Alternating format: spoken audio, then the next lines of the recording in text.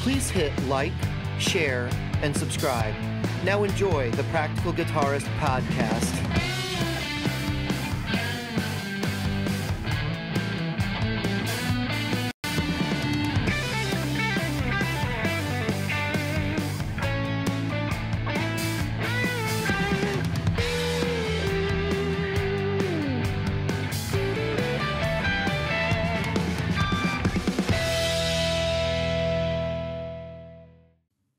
Good evening, Jim.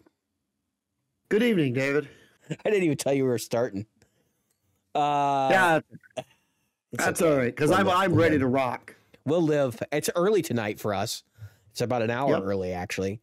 You might notice I have glasses now. This is a funny story. So I was trying to exhaust my FSA money for the year. So Yep. I made an appointment for the optometrist, having had glasses as a kid. And I went in and I sat with the optometrist and we kept going back and forth on the diopter between two different lenses. And she finally says, as we're finishing up, she says, "You really don't have much wrong with your eyes at all." She's like, "Why are you in here for an eye exam?" And I was like, well, I used to wear glasses as a kid. And I said, I haven't had glasses in a number of years, but I said, I've noticed that it's getting harder to read text on my monitors and stuff. And I said, I had the money left over from the FSA. My kid needed to get an eye exam. So I scheduled mine too. And she says, well, she says, you do have a super mild stigmatism, but she's like, for all intents and purposes, you have 20/20 vision. And she said, you know, looked over the, because they do this thing where they scan the inside of your eyes now. It's a whole thing. Yeah. She says, you know, you don't have any other health problems as a result of anything we've seen here. But she said, you know, I can write you a prescription if that's what you're looking for. And I said, well, you might as well. I mean, if I have astigmatism, I said, I would like to get like some sunglasses. And I know I can use this prescription to do that under my FSA. So I went and my wife uses this company called Zenni. They're Chinese. Basically, you put in your stuff and you can order Zenni glasses eyewear. from there like nothing. Yep. I got like 4 pairs of glasses or something for like $400. Yeah. With like the, you know, all the super upgraded lenses and all that crap. But it was funny because I'm thinking I won't need these because she told me, she's like, you have 20/20 vision basically. So I get them and I put them on. The first time I put them on, I was like, this is weird. And then all of a sudden I looked at the text on the screen because I'm always sitting right here. And I was like, God damn it. Everything's more clear. Like, what the hell? So I've been wearing them because I'm like, well, might as well. I got transitions lenses, so it's like, whatever. So I can just, you know, it's a better experience and it's easier for me to deal with. I can take them off and still me, and I can see. It kind of sucks, but put this back on. It's like, holy shit. Like, I've been missing crap, you know. And she told me I had 20/20 vision. She said perfect vision. She's like, you don't really need glasses. She's like, I could write you a mild prescription. Like, what the hell are you talking about? My eyes are extremely different, but so I have better than 20/20 vision in one eye. Mm-hmm. And then I have worse than 20/20 vision in the other. But because the eye that's better does most of the work, it gets tired. And so most of the time I see really well. And then there's times I have to take these out and wear them. And, you know, to read up close, like right now. Literally going cross-eyed trying to look at this. And the printing is pretty damn big. I'm going cross-eyed. So, you can have extremely good vision. They said to me, they go, all right, it was funny because I sat in the chair and they go, okay, read the, you know, read the thing. They got one eye covered. They go, read the thing. I go, just go to the bottom. And she scrolls it up and I go, ZXYO3, you know, whatever. 2, whatever. Right. And then she goes like this. She just looks at me and she goes, you don't need glasses. And I said, okay, now cover that eye. And then she covers that eye. And I go, okay, I can read the top one. I can't read the rest. Jim's got really good vision if he closes one eye. That's it. If I do this all day long, I freaking got great vision. But then I get real tired But real you fast. can't judge distance with only one eye. So And I have an extremely hard time judging different. I always wondered why I had such problem judging distance, and it's because of that. yeah, And makes sense. literally, like, I can't play ball. I can't, like, if somebody hurls something at me, they're like, I go, can you hand me my keys? They go like this, catch. It's like, no, okay, thanks. Next time, don't throw them at my face. Just throw them at the ground near me. If you don't want to hand them to me, throw them at the ground. I'll pick them up. They don't get hurt. Somebody hits Jim in the nuts. Yeah, hit me right up. Oh, God. I'm sorry, I didn't mean to. I figured you could have caught a boss pedal. Yeah, that's exactly what happens too. So I've been in the gym every day, working out. I'm trying not to jinx myself. So let's just say that it's doing well, and I'm getting stronger. I try to do this. What happens is whenever I travel, I don't work out, and I need to work out when I travel this time. So I have there's a Planet Fitness near the place I'm going to go to. So hopefully I'll just get up to that and get my Planet Fitness. But if I take more than a couple days off, I slack. And I go, I can do. It's what everybody does. What's 2 more days? And it becomes a year. I mean, it literally turns into a year, and it's crazy. So I know that's not guitar information, but it's just something to talk about. Well, so I don't have any real what's new this week. I've been actually focused on just kind of keeping my life together while my projects all seem to smash into the earth quickly. I say that kind of haphazardly, but I'm working on new music, and it's just not going well at this point. It's not any fault of anybody specifically. Right. It's just you ever get when you're working on something and you get this feeling that nothing is working the way you want it to? Like, that's basically where I'm at right now. It's like today I spent the afternoon, I fired up my amp 1 and ran it through the captor and plugged it into my audio interface and started working on some recordings. But there's a light at the end of the tunnel because one of the projects I'm working on is going to be real fun. So I'm kind of like, I want to work on that one. And when you have that moment, you're kind of like, after you've had like a really rough day of like just not being productive, you kind of sit there and you go, shit, I should have worked on that one. Like, I could have done that all day, instead I did this other thing that I didn't want to do. So that's one thing. Anyway, so do you have any what's new, Jim? I mean, I've got what's old is new. Okay. So as many people know, I've got more than one Les Paul. Matter of fact, there they are. So I decided to go down one, so I could go back to another.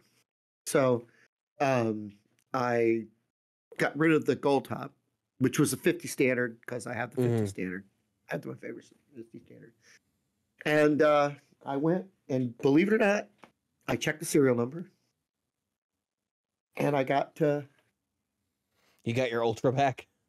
I got the Ultra. What's funny is this is kind of sad and I funny. forgot that you got rid of that, to be honest with you. Yeah. So it's sad and funny at the same time. So what's sad about it is that it didn't sell. Sat in the guitar shop the whole time. When so this is a guitar that I traded towards the Slash model. Now what's funny is that this didn't move, so I just went in and got it back, and I verified because I keep good records, and I verified the serial number. So all I told them, they go, what do you want to see? I said, I want to see the serial number. And so I saw the serial number. I said, yep, that's my old one. 1905711. I said, it's, so wait, you went and sold a Les Paul to get a Strat? What the hell is wrong with you? to get my Strat back. Yeah, what the hell is wrong with you? I mean, so we'll talk more about what the decision. Yeah, we definitely do, because this is what was interesting. made. But let's just say that I was missing my Strat. Yeah. So you're keeping the Silver Sky though, right? The SE? That's what we're going to talk about. Okay. We're going to talk about the SEs. Okay. I'm happy to have a candid conversation about SEs, so that's fine. Anyway, news items. We've had several major deaths in the music business this week, but specifically the one that is probably closest to guitar players' hearts is Jeff Beck, of course, who's passed away. If you didn't know at this point, you're living under a rock. Wow. I mean, what the hell? Like, I never expected it. I never expected it. I knew the guy was like 75 years old. He's 74 or something. No, he was 78. Was he 78? Yeah. So he's getting up there. But I had some friends who told me they'd seen him live the week before, and he looked great. Yeah. He looked energetic. The thing is, and this is the sad fact, when you get hit, he got hit with bacterial meningitis, which is worse than viral meningitis. Those who know anything about meningitis. And unfortunately, now I'm not an expert on meningitis. All I do know is typically it hits people much younger, like even much younger than both of us. So, the viral one does. Bacterial is kind of across the board. Yeah, they don't know, and they really don't know what could have caused it, and so that's the. Yeah, I mean, and I but he had didn't people have a bad lifestyle. I've had people in my family who've actually ended up with bacterial meningitis and fought it off and survived. But bacterial meningitis is no joke. It is it's a serious infection, and on top of that, I think in older people, it's probably more susceptible to it because of the fact that, like, as you get older, it's harder for your body to fight off bacteria. And I know that's also true of viruses too, but like viruses tend to be less severe for whatever reason. So anyway, that all said, I'm not a doctor. Don't listen to me. Listen to a doctor. But I just I was taken aback. So when I got the news, actually, it was like 4:00 on, whatever day the word went out. And I Googled it and I saw hoax stuff. And I was like, oh, this is bullshit. This isn't real. And then a few minutes later, I Googled again and it showed up in Variety. And I went, oh, no. And so Jeff Beck, for me, is probably in my big five. Okay. If not in my big three. And I broke down the same way I did when I heard about Eddie Van Halen's passing, which was even more like dramatic because he was even younger, and more out of like the ordinary because he had like sort of put his career back together and stuff and like was out touring, and everybody knew he had a history with cancer, but like we didn't know that was ongoing. Right. And so when Jeff passed this week, I just I told myself I wasn't going to listen to any Jeff Beck music over the next couple weeks because it just was going to be too much. Like to put in perspective, I've worn out 5 copies, I think 3 copies, 4 copies, I think 5 of Blow by Blow. On CD. Because I used to listen to it all the time. It was back when CDs were still a thing. And I'd buy one and I'd leave it in the CD player overnight and just turn the volume down instead of turning the thing off, and because I'd want it just low enough that I could hear it. It was just the kind of thing that was on all the time. Yeah. And there's not a whole lot of records in my history that like have meant that much to me. And of course, I'm also a fan of Wired and the rest of his catalog too. In fact, I think the first CD I got was the one with Brush with the Blues on it.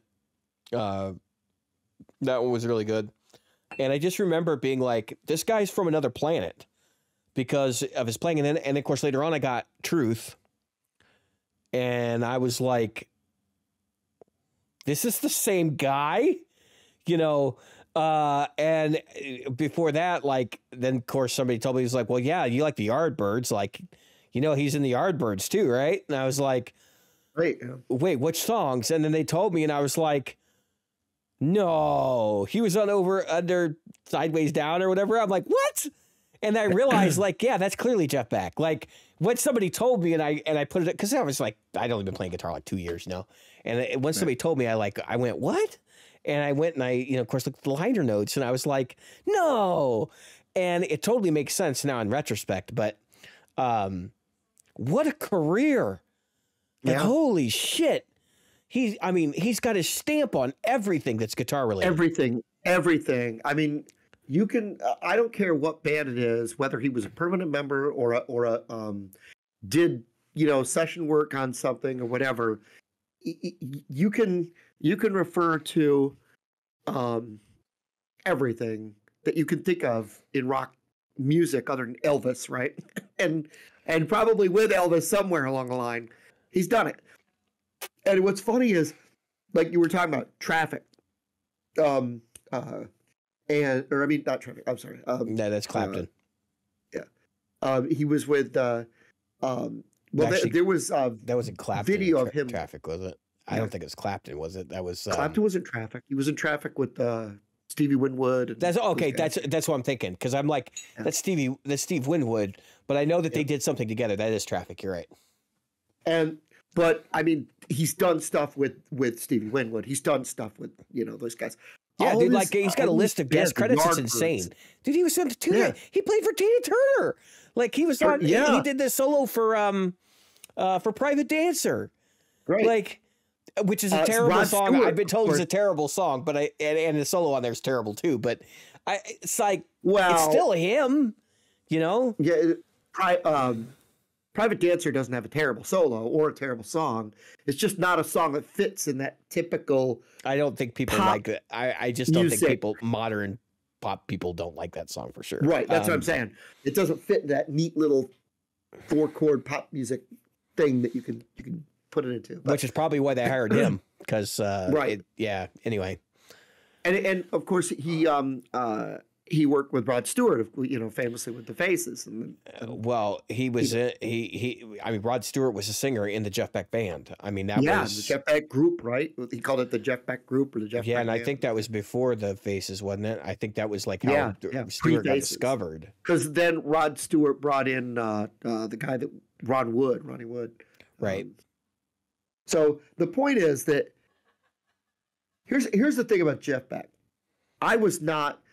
There's 2 albums by him that I listened to. One was Blow by Blow. And the other was, I can't remember the name of it, but it was another one that I used to listen to a lot when I was younger. The one with the blue cover, the blue and black cover? Yeah, that's Wired. Yes, Wired. That's him and Jan Hammer, basically. Yeah. So I listened to those when I was younger a lot. And so if you and of course, I loved the Yardbirds when his time with the Yardbirds. So I was a fan, but not as direct as some people. Like I didn't put him on the pedestal other people put him on. But I'm going to say this coming from a pop music guy. And I was talking about this to a friend of mine today.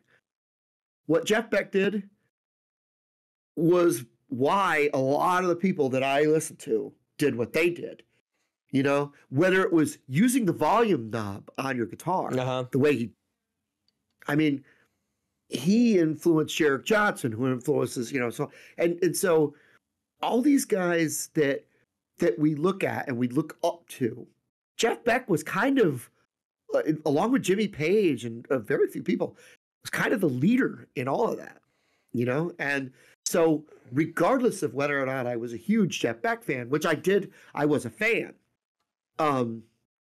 His passing is a blow to someone who continued. I don't think there was ever a time when Jeff Beck wasn't someone who went, I wonder what I could do today. I wonder what I can do different today. I wonder what I can improve on. I wonder what I can make. Dude.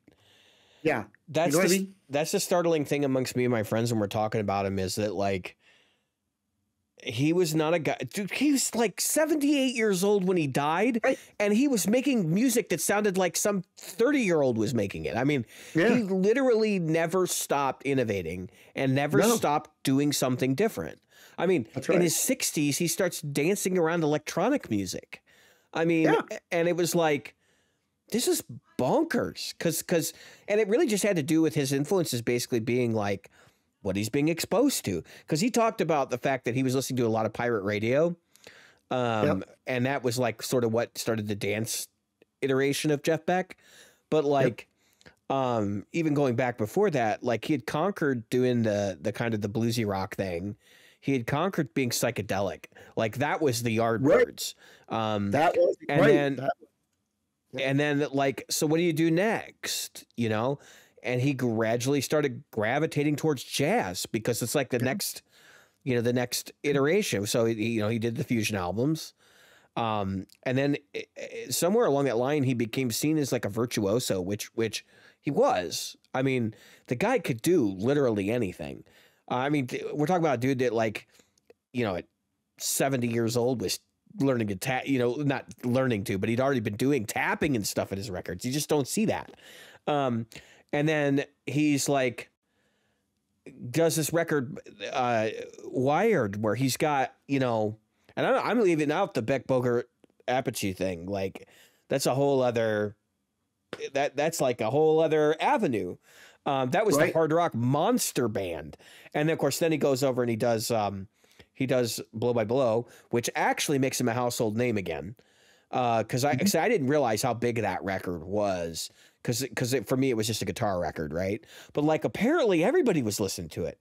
And that's kind of why I wanted to talk about the instrumental thing later in this, cause it's a big influence on me. But, I do want to, I know this is taking a lot of time, but I do want to kind of like sort of go through this career thing. He does Blow by Blow, which is unique because it's like an accessible jazz fusion record. And then he turns around and he does Wired with Jan Hammer. And like, that's when you're playing with Jan Hammer, and I forget who the drummer on that is. He's also a monster.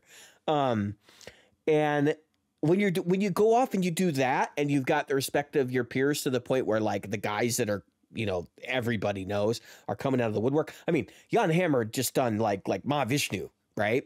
And now he's doing Wired with Jeff Beck. And then they go on tour, and he goes on tour with Stevie Ray Vaughan. At that time, they did the Fire and the Fury tour. And like, I mean, first off, there's footage of that exists because MTV shot it. I want that on a goddamn DVD. Somebody needs to get their shit together. I don't care who the fuck owns it. And they need to get their shit together. It needs to be released because, I mean, there's too many fans asking for it. And there's too many bootlegs circulating. Like, we need a high quality transfer of it. So if anybody's listening and you know somebody over, I think it's Epic that owns that. If you know somebody, go get them to freaking put it out because it's about goddamn time. They have a whole show recorded of both of them and then coming out and doing their jam together at the end. I want it. Like, make it happen. Snap to it. But like, those two guys saw each other as peers, you know. Or maybe even Stevie was like looking at him with more admiration because I know Stevie had a fond place for Jeff Beck as well. And like, who doesn't?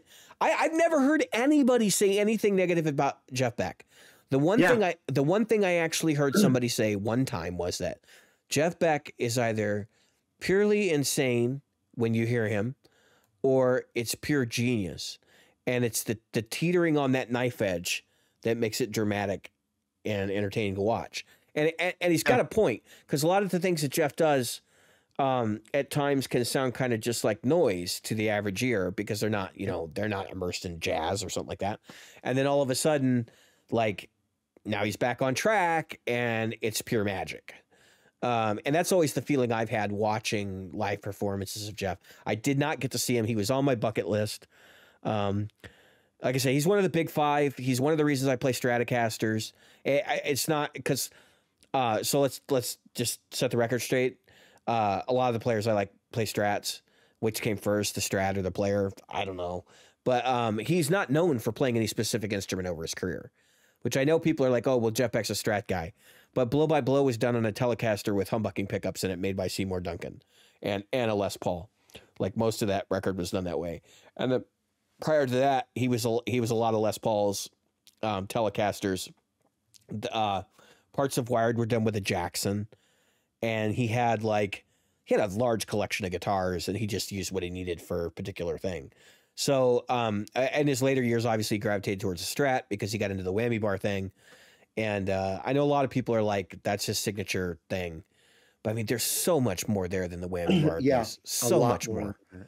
A lot more than that. And I don't disagree that that's like his trademark style because he really spent the last 30 years perfecting it, 40 years perfecting it.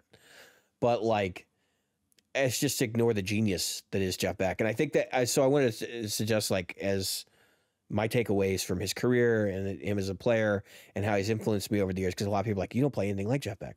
No, I don't. But it's because I took the spirit from him. Like the idea that I don't have to do what everybody thinks you should do.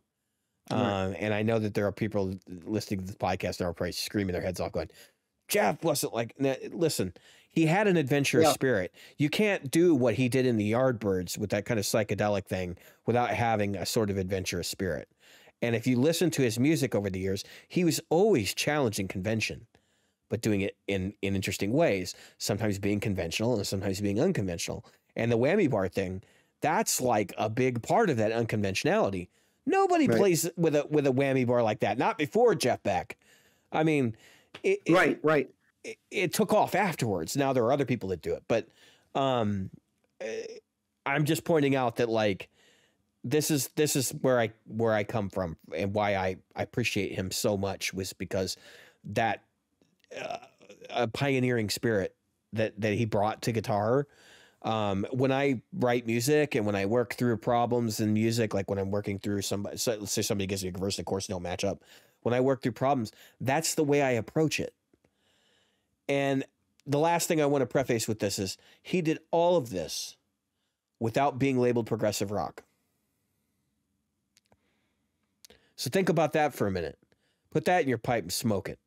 Because, I mean, like when you think about it, most people who are on the cutting edge of like guitar music, right, somehow get labeled progressive rock at some point. Or they get like a progressive tag attached to them in some way. And Jeff managed to avoid that. And I don't know how. I've never heard to him described as a progressive guitar player or a progressive rock player or anything like that. But people like Gilmour, they throw progressive around with him all the time. And I don't necessarily think Pink Floyd is actually progressive rock, which I know a lot of people are like, that's blasphemy. But I mean, there's really not. I mean, yeah, there's unconventional stuff going on in that music, but it's still rock music. I wouldn't call it prog. Yeah, it's still rock music. Like it's not ascended.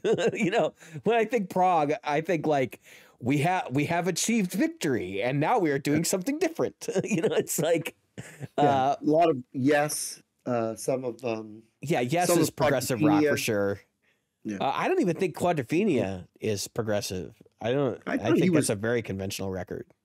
I thought that personally, I thought that he was looking to be progressive there.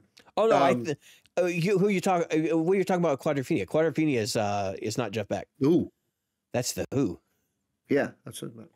Oh yeah, that's not progressive. No way. I thought it's just a concept album. Yeah. Well, I think that gosh dang it, his name is slipping my tongue. Townsend was really trying to do something new there. I forgot about one other album I used to listen to, and I was sitting here looking because you asked who the drummer was. It was actually 3 different drummers on Wired. Wired. The big one was probably Narada Michael Walden was probably the one you were thinking of. He did a lot of the writing on the album. The other 2 were Richard Bailey and Ed Green. Yeah, I know both those names actually. Yeah. And so, but I forgot about Beck Ola, and that was another one that I listened to when I was younger. Yeah, and of course JBG, the Jeff Beck group. I listened to that one as well. Mm-hmm. So self-titled.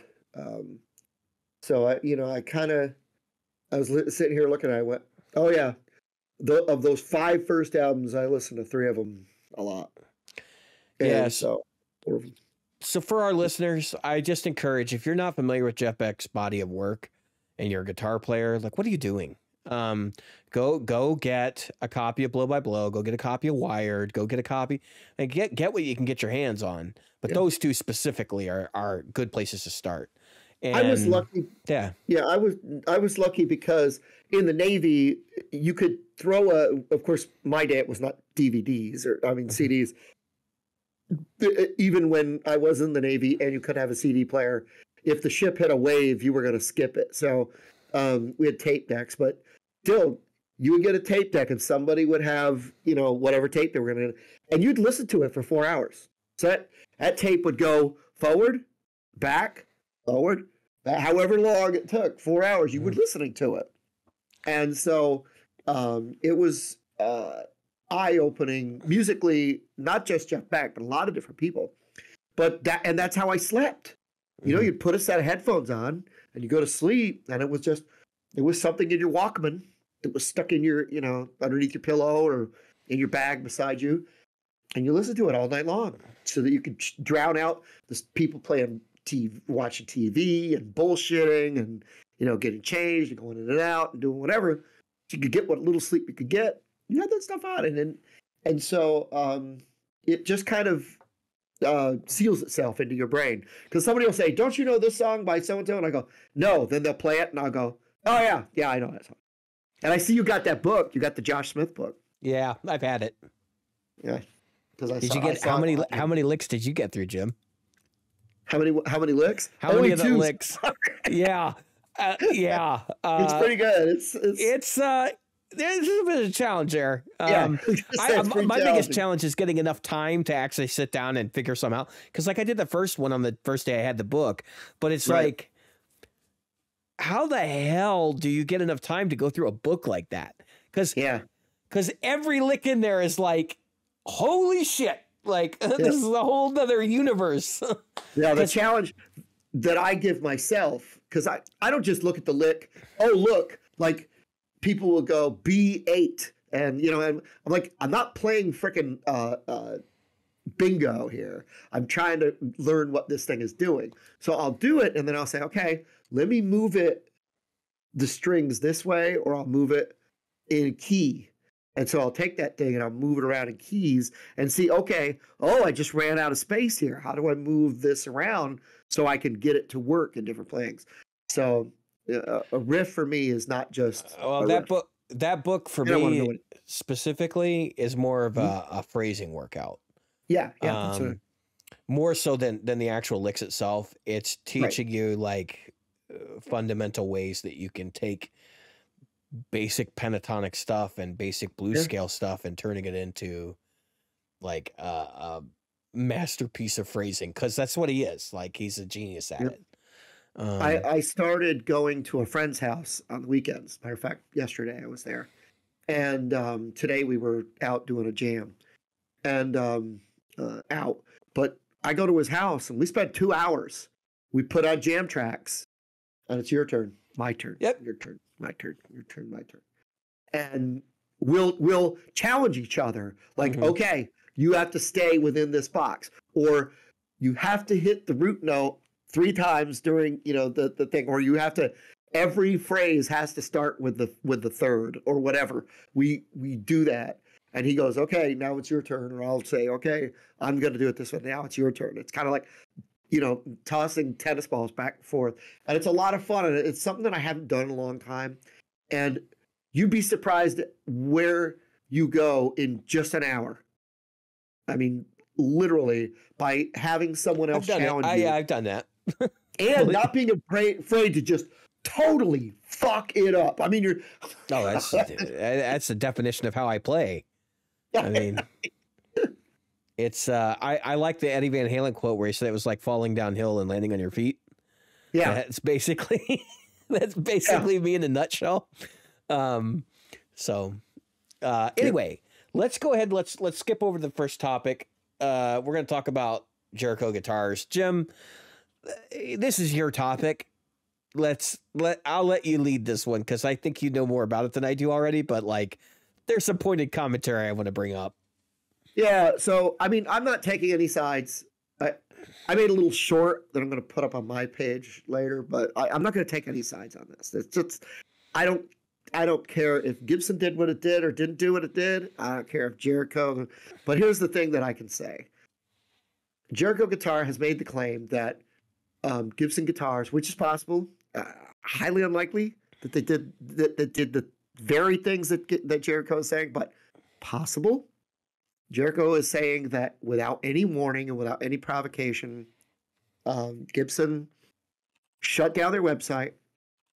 All their websites, by the way, shut them down and made it so that their baritone guitars, baritone-guitars, .com, both of them are .com, and a couple other websites, plus his personal, I want to say his personal email, but I know for a fact his personal calendar, because he goes, I didn't know when I was supposed to be at my daughter's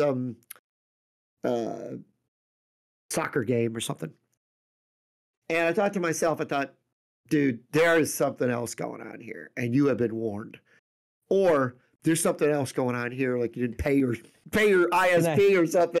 Because I'm telling you right now, that's Gibson not the way it works.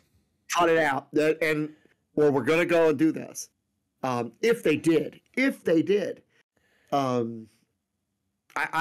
don't know Jericho guitars from anybody, but I do remember because I went to the site right before we got started, and I read the frequently asked questions about their stuff, and they have this their sustainability initiative, and click on it. Guess what? It doesn't exist.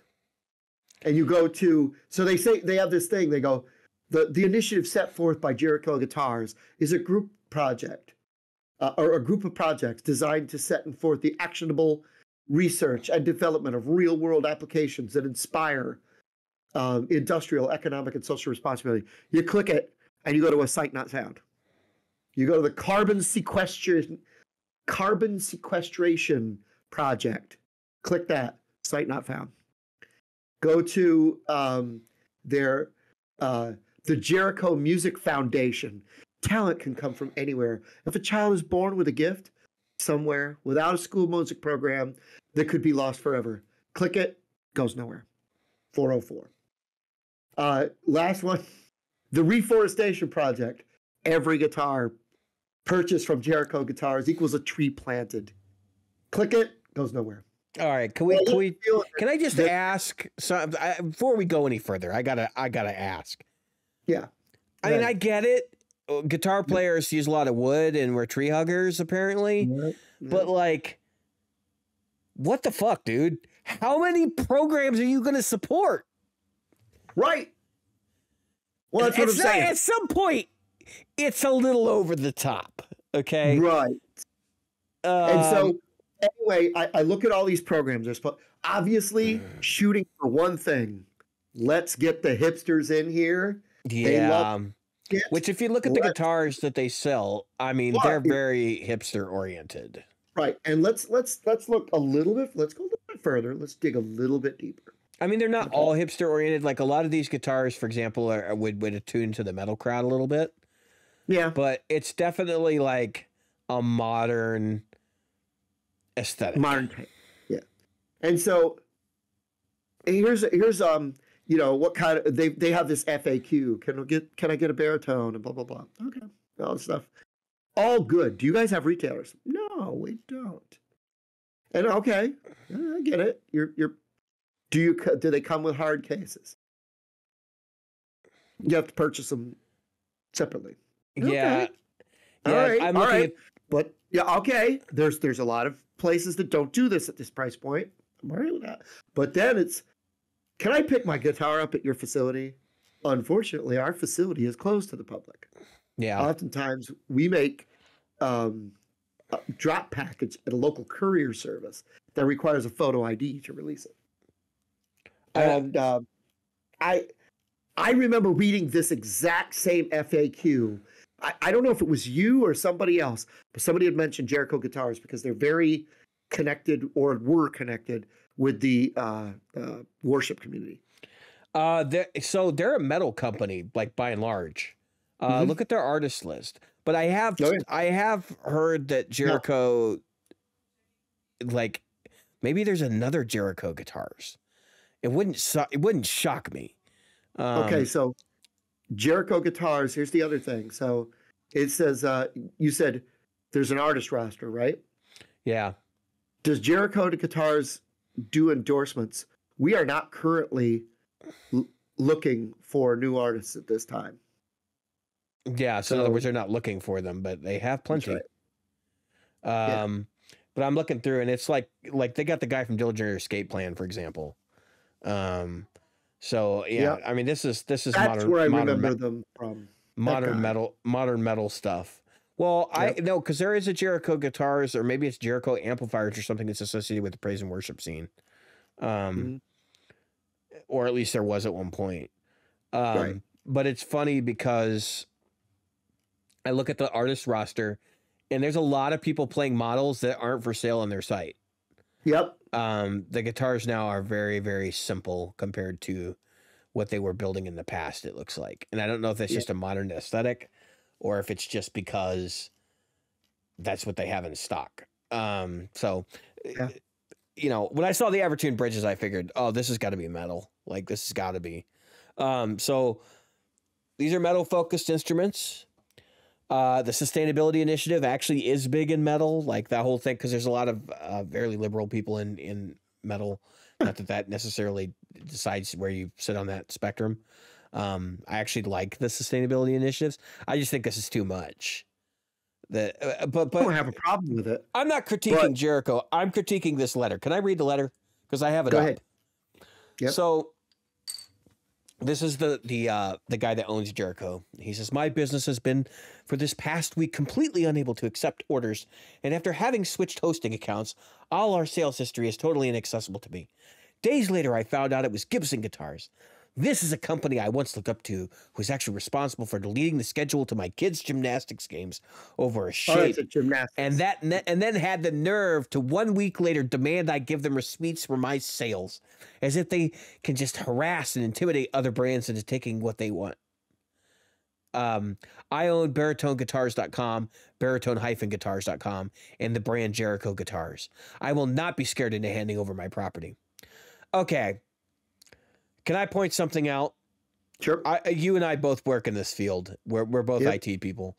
We both deal with domain registrations from time to time. I deal with domain registrations frequently. All the time. Yeah.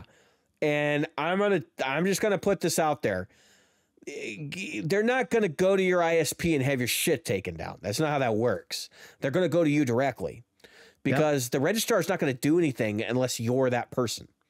There are very, very rare legal instances where a lawyer could go, I don't care what lawyer they are, can go to the registrar and say, you need to take this site down. That's right. And it usually has to do with things like criminal investigations and threats of violence and that kind of thing. But like, this doesn't add up. Okay.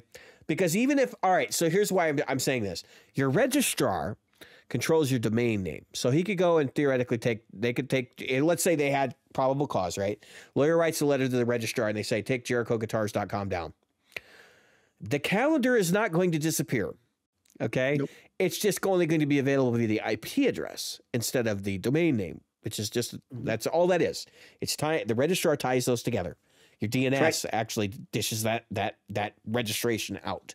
Okay, that's correct. So this is bullshit. He is trying to demonize a company that probably is taking legal action against him, and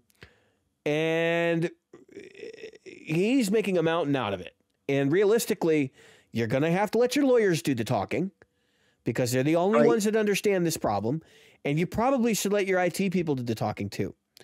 Because from the looks of things, you don't understand the internet, and you probably don't manage your own website. So just ask them what's going on and get better information. Now, do I think that Gibson probably sent him a cease and desist? Sure. They probably told him you can no longer sell guitars to your website, jerichoguitars.com. And so his IT people were like, we got to take this down. Whoever they are, they might be a consultant. We got to take this down because that's the only way you're going to get out of this from a legal perspective. And then, of course, it looks like they're back up already. So without those two models, all Gibson was trying to stop, if they were trying to stop anything, they made two models that looked exactly like, one looked like exactly like a Les Paul, One looked exactly. I mean, note for note, an Explorer.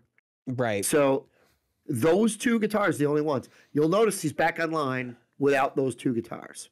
Yeah. And the silly part is, like, I still don't agree with Gibson going around and doing this now. It's 50 years after those guitars were introduced, guys. But I do. It's more than 50 years. It's 70 years. I do look at this and say, you know what? Everybody else is dealing with this too, dude. Like, what makes you special? Yeah. Is it because you're a smaller company? Is it because they're kicking over the anthill? I mean, I get it, and it sucks, but it's like, I mean, Reverend had to do the same thing, and they're, you know, another import dealer, because that's what he is. Jericho Guitars is an import dealer. They're doing what Solar's doing, right? So they're buying stuff overseas that's like getting their bodies and their necks and all that stuff made, shipping them here, and then installing electronics and selling them here. And that's why their prices are like between $900 and $1,200 for the vast majority of their models. But then they apparently they occasionally do U.S. custom shop type stuff, and one of those will run you about $9,000. Which I think we should actually segue into talking about pricing for this stuff and why that's kind of insane. Well, can I finish one thing before you get there? So, looking at their site, what they offer, and such, they're not staying up on things. Not to say that they have to, or that a lot of companies do this, but it says November 5th to the 26th, up to 24 months. I'm like, yeah, this stuff is a couple of months past your point. Well, it's possible that might have been restored from backup. That's what I'm saying. It's possibility it was restored. So again, I don't know. For me, I'm looking at their guitars. They're typical overseas import T&S state guitars. They look like Solars. Yeah, they do. That's what I'm saying. And then they have one called the Soul Master. And if that's not a Jazzmaster knockoff, I don't know what is. Yeah. But it's not even it. Could you imagine if like we were a huge podcast and somebody said, you know what? I'm going to call myself the Practically Guitarist. I mean, it's like, I don't know why you're trying to steal our listeners. Yeah, I'm just saying. Not that our listeners are bad. We just don't have enough. Maybe they could get more and we could do better. But I'm just saying that you know, it's funny that everybody's ready to jump up and oh my God, the little guy and blah blah blah. Look, we all know that Gibson tried a lot of different things to improve, whether we agree with what they did or not on the Les Paul style. And you know what people wanted? They didn't want those. And well, Gibson buyers didn't want those. That's exactly right. Yeah. Gibson buyers didn't want those. So I don't know. I mean, and I'm talking about Gibson now. I don't know as Gibson should be running after people like this, because these are not guitars people that buy a Gibson want. No. They're not stealing anything from you. That's why the ESP 1000, I mean, nobody buying an ESP Eclipse, you know, an EC 1000. Or an EC 1000, right? Yeah, well, it's an Eclipse. The EC is Eclipse model. Yeah. If you're buying an ESP Eclipse, you're not looking at Les Pauls. Because you've already decided you want something more modern. No, they wanted a Jericho. They wanted the Jericho. And so I think that it would be better if they just said, you know what, let's just cut, like you said, cut the shit out and work with the companies. Eventually Apple said, you know what? And this is what was funny. Eventually Apple said, you know what? Yeah, you can license our code. You can put it on our computers. And everybody went, yeah, no, fuck you. Stick with Windows. Because by that point, the what do they call it? The genie's out of the bottle, the cat's out of the bag, whatever you want to call it. There's no going backwards from that. And so I think that for Gibson, the best thing they could do for their brand and for the people who are, now that you've got YouTube channels that do this, just give up. Just Cut it out. I obviously love Gibsons, but there's got to be a point where you got to just say, fuck it. Just let that stuff happen. It just doesn't matter. Like, they don't, Exactly. this is not generating Gibson any revenue. No. Zero. It's costing them money. That's right. And there's no light at the end of the tunnel where Gibson is going to make money off of this. It's not like 20 years from now, Gibson's going to have a monopoly on these products. This is not going to happen. This is the Eagles. This is Don Henley. Yeah. Okay? Don Henley running around going, you can't do that. You can't do that. You can't do that. And then his music dies. He dies. And nothing, the Eagles, a great band. I loved the Eagles. I love the music that they made. But fuck's sake, Don, cut it out. People want to play your music and they want to share what they did and how they did what they did. And you go, no, you can't play that song on YouTube. You can't do that. You can't play that song on. Okay, all right. So let it die. And they've said a million times that jazz killed itself. You know, it's a monopolistic idea. To think that you're going to shut down everybody that makes the Gibson Les Paul body style, and that's going to stop. That's going to get people to buy your guitar. No, it isn't. No, the people who wanted it are going to continue to buy it, and the people who didn't are going to buy something else. That's what's going to happen. And so that's what they need to do. Just cut the shit. Just cut it out. Jim, I got a question for you. Sure. Why didn't you buy a guitar? There's a guitar that you had on order that you passed on. So I had a PRS SE DGT on pre-order. And I passed on it. And the reason was this is going to kill you. This is going to make, well, the listeners are going to laugh. So I was literally the first person to get a hold of Sweetwater and get a DGT SE on order. I was literally the first person who was called, and they said, the first one that ships out's yours. From Sweetwater. Of course, they're going to ship out 200 of them, but I get to pick first, right? From the first ones they take pictures of, which is the first 4 or whatever. Not that big a deal, but still. It's kind of cool. So, yeah, it's kind of cool. So, obviously, that morning, I was ready. I was waiting. I knew that January 10th was going to be the end of the thing because, I'm part of Phil McKnight's thing, and I knew the date. I knew that they were going to lift the embargo. So at midnight, January 10th, what happens? Everybody's PRS SE DGT videos drop. And sure enough, in the morning, get my coffee, and there's PRS, Paul Reed Smith themselves, puts up a video with David Grissom playing the guitar. I have one of those cups. And I said, I listened to it and I went, I want that. So then somebody else released one because, like I said, the embargo, somebody else released a video. And I went, What was wrong with it? There was nothing about it that sparked any interest in it whatsoever. There was nothing. But I mean, like, was it muddy or was it like too clear? No, it was fine. Right? And then I said, why don't you want this? I said that to myself. I said, why don't you want this? What is wrong with you? You know you love new guitars. And I said to myself, all right, let's why don't I want it? And then I realized something. And that was why I got, well, by the way, the guitar's name is Boomer, short for Boomerang. I'm not going there. I'm just gonna leave it alone. I don't know. That's okay. That's fine. I wouldn't name it Boomerang if it wasn't for the fact that it's a boomerang. You should have called it Grace Jones because she was in Boomerang. Was she really? That movie, yeah. Oh yeah, that's right. Yeah, I forgot. That was with Grace Jones and Eddie Murphy. Yep, good movie, funny movie. No, I sat down. I said, "What sound were you expecting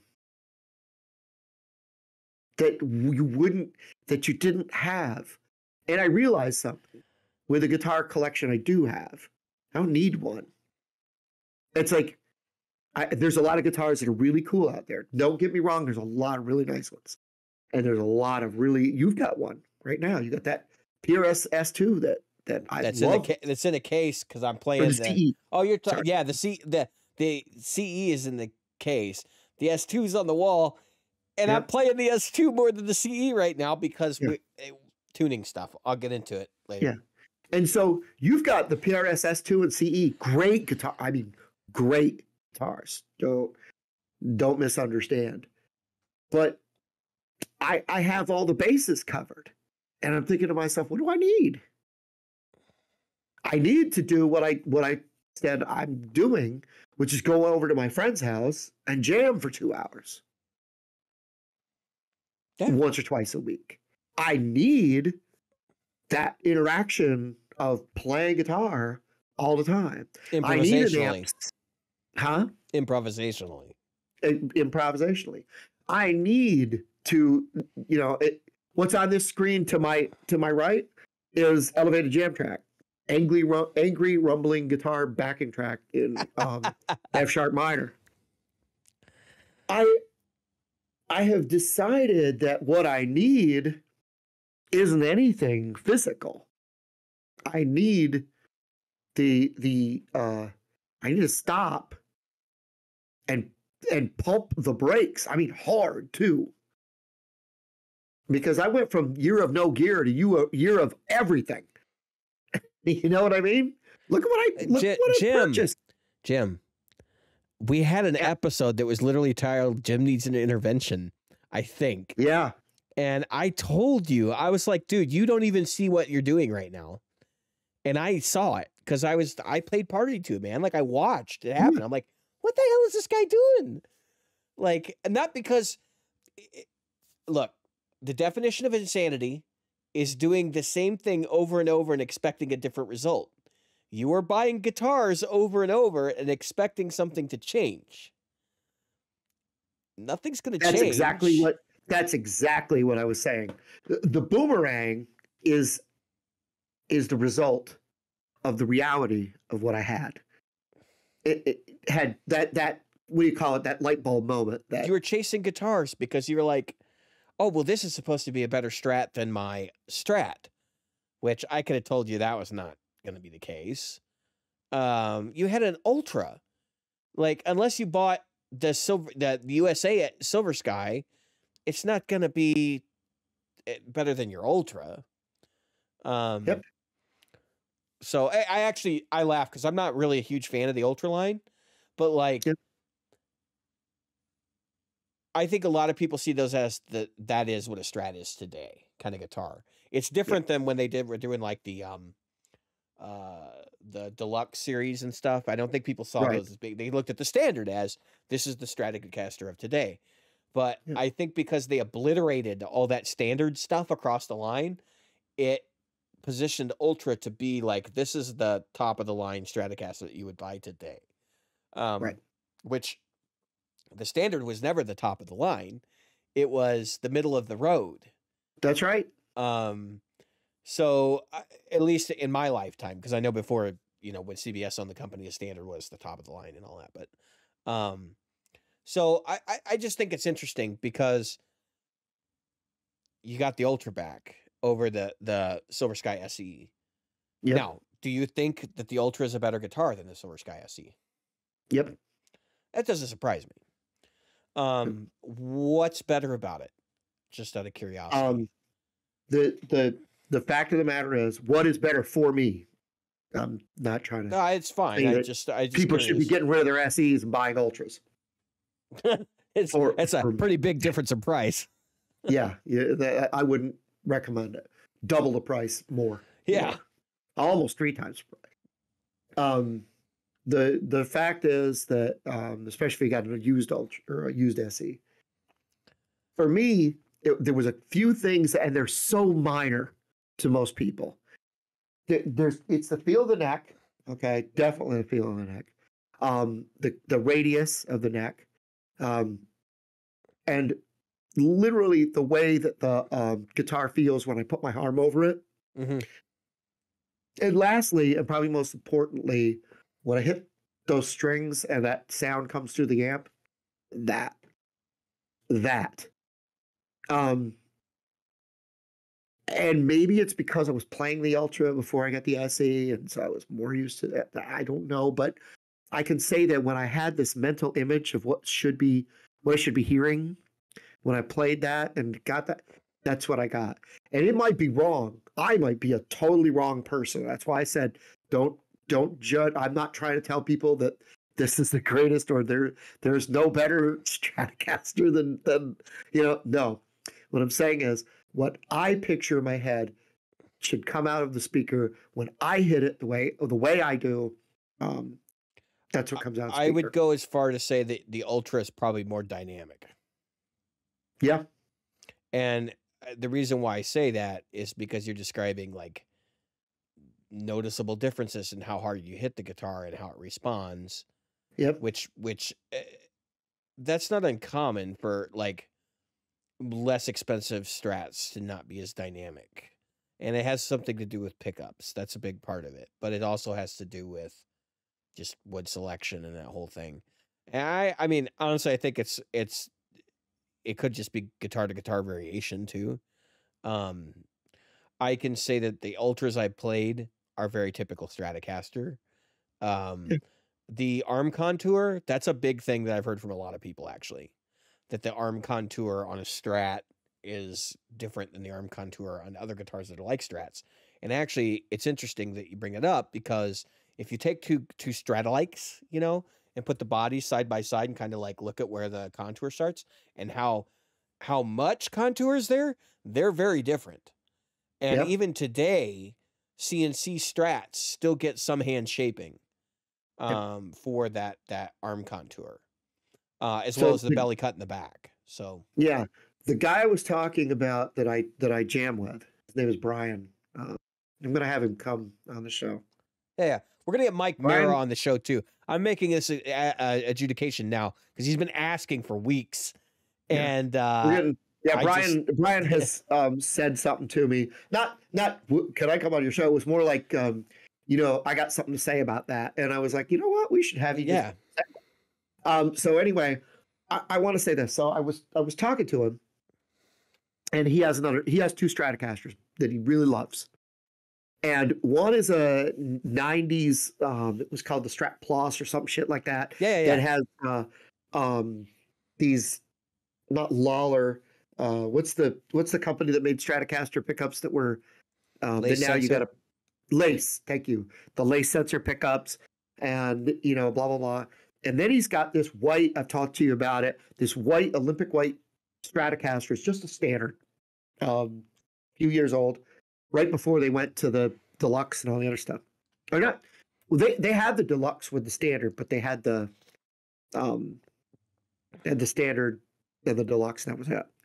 Anyway, so he has a white one, and I had to laugh because I said to him, I said, "Do you notice how different those guitars are?" And he looks at them and he goes, "No, they're both just Strats." And I go, "Dude, those are very different guitars. Not just when you play them, because when he plays that white one, he can channel his inner Jimi Hendrix, and I don't hear it when he plays the Lace sensor one. The lace sensors don't sound like Strat pickups. No, they're a whole other animal. That's right, but I don't hear I don't hear Hendrix. I don't hear backward turner overdrive. I don't hear the stuff that he's playing that truly is Stratocaster. And I go, but did you notice this? And I showed him. I said, this is one of the little things. I said, you see this right here? And he goes, yeah. And I go, your other one's squared off. He goes, no, it's not. I said, yeah, it is. Look at it. And it's a lot more squared off right here. This is very smooth. This is very much like his white one. I said, now my Ultra has this where it contours in. Contour, right. And that contour, this is not like if you get a Pro 2 or you get the other ones and they go, oh, we've got this, this heel thing. That is nothing like what this contour, which you can kind of see in the light right there.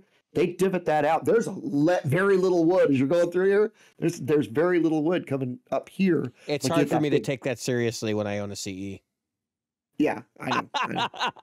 And the other, I'm not saying it's better. Again, I'm not saying it's better. Yeah, no, they're just there's no heel on a CE. Yeah, and very well. Yeah, my SG's. That's Yeah, what but I that's want. set neck. A CE is a bolt-on. That I know. That's amazing. Bolt-on with no heel.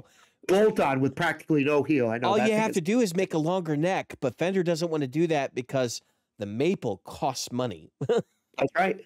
That's exactly right.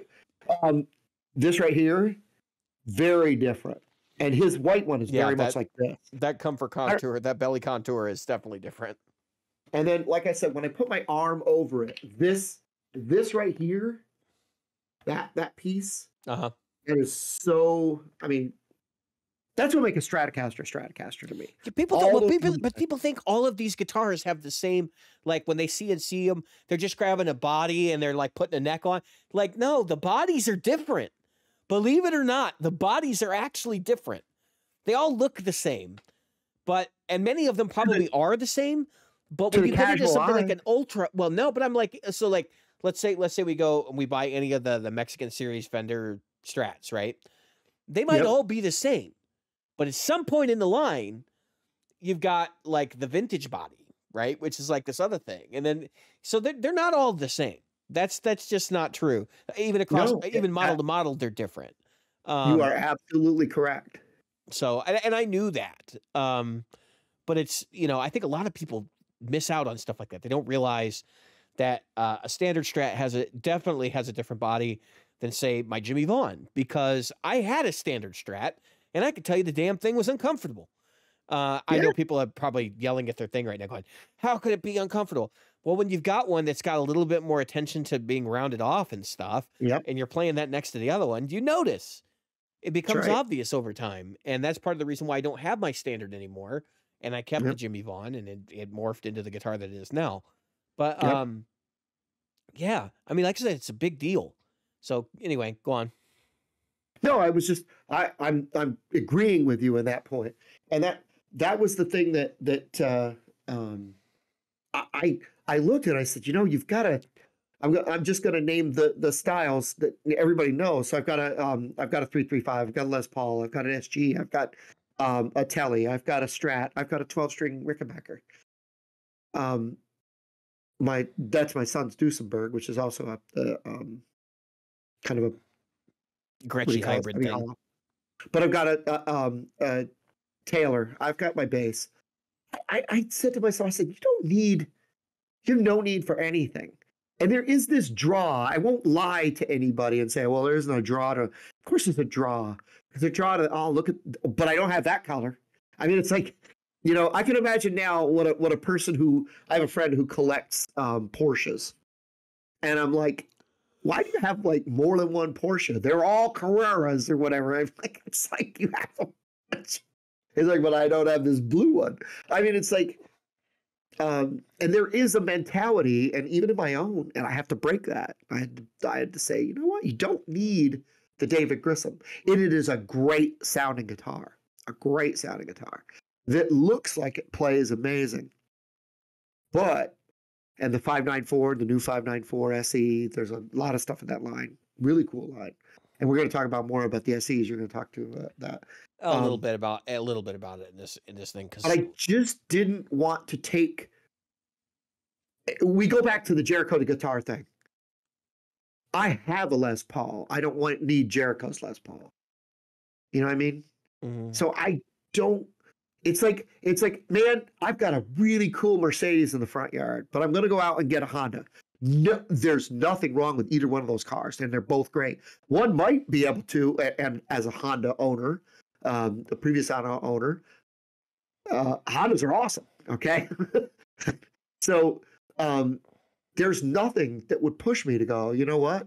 I got this great Mercedes, I'm going to buy this Honda. You know what I mean? It's just that little thing that says to me, there's no point in it. I don't need the other one. And that was what I was talking about with the SE. So what happened? I did sell it.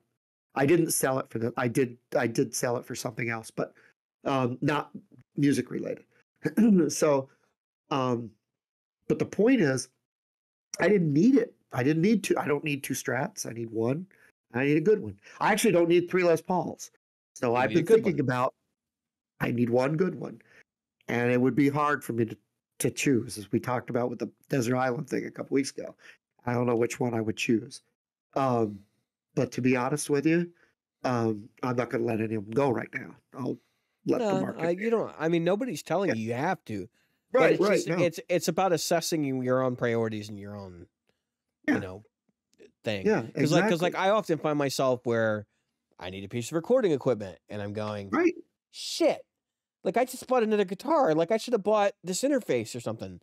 And it's like I just spent X amount of thousands of dollars on this.